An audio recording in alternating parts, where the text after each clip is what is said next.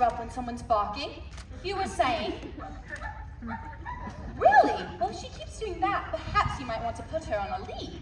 Willoughby! Oh, look, here she comes now. Willoughby, it's all right. Mommy's here.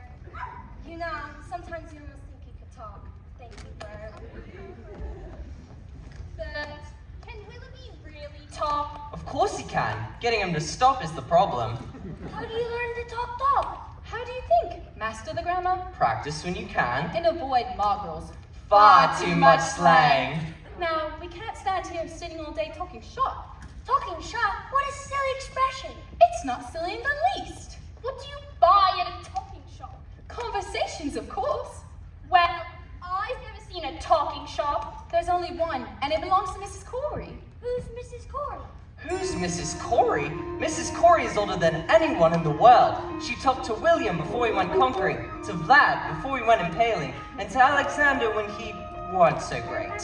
We'll have to call no shop in the park. Anything Anything can happen if you let it.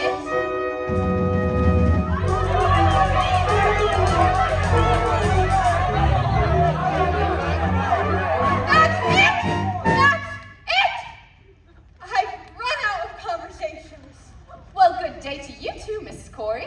Well, but isn't Mary Poppins with Jane and Michael Bay? He knows us. And how's poor little Georgie? Who? Georgie Banks, your father. He used to give his nanny the snip and come into my shop here in secret. It can't have been the same George Banks. That would have been 40 years ago. And no one can remember back that far. Listen, dearie, I remember everything. I remember Georgie used to love my gingerbread. I wonder if we've got any left today. Annie, Fanny, look lively. Yes, Mother. There you are. Gingerbread pieces with gingerbread stars. Ah! Georgie always saved his stars. Now, Mary Poppins, what can I do for you? I did want an ounce of conversations. Well, I'm out of conversations, and I'm right out of words too.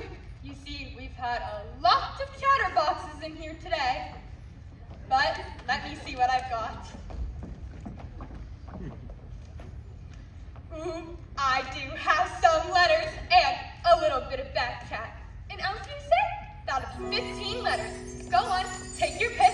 Jane, you're first. 7. I've got D, U, R, G, C, L, and Y. Those are no good. You can't make a conversation out of this. Michael, 7 more. A, F, S, E, T, O, and P. And I'll choose an X. Now, what words can we make? Well, I see soul and cat. Rattleplex, that's 9. Lapitoferus, that's 11, nearly there. How you made them up. And where do you think words came from in the first place? Somebody had to make them up.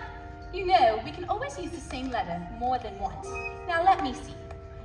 Supercalifragilisticexpialidocious.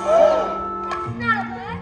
Well, of course it's a word, and unless I'm very much mistaken, I think it will prove to be a rather useful one. When trying to express oneself, it's frankly quite absurd to leap through lengthy lexicons to find the perfect word.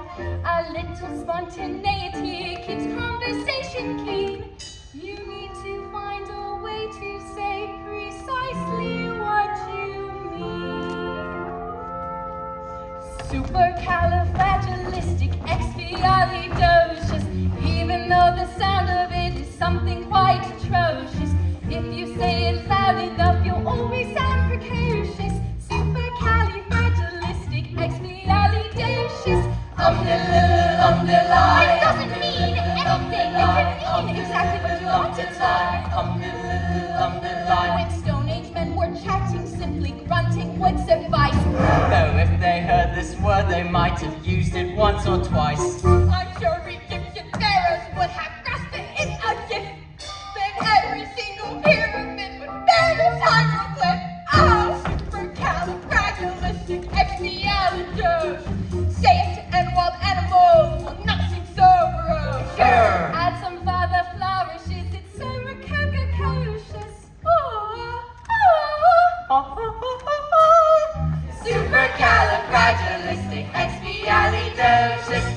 umdiddly-umdiddly, umdiddly-umdiddly, umdiddly-umdiddly, umdiddly-umdiddly. The Druids would have carved it on their mighty monoliths.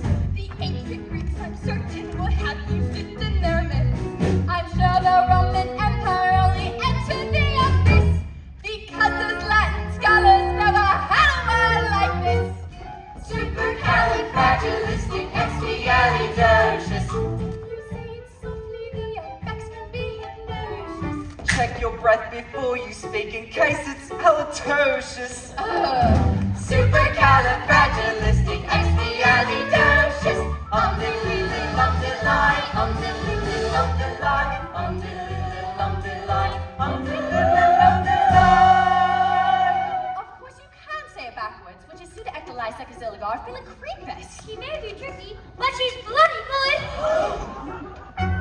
So when the cat has got your tongue, there's no need for dismay. Just summon up this word and then you've got a lot to say.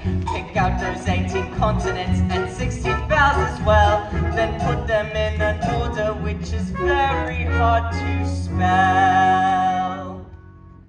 S S U U P P E E R R C A L I F R A G I L I S T I C E X P I A L I D L-C-I-O-U-S.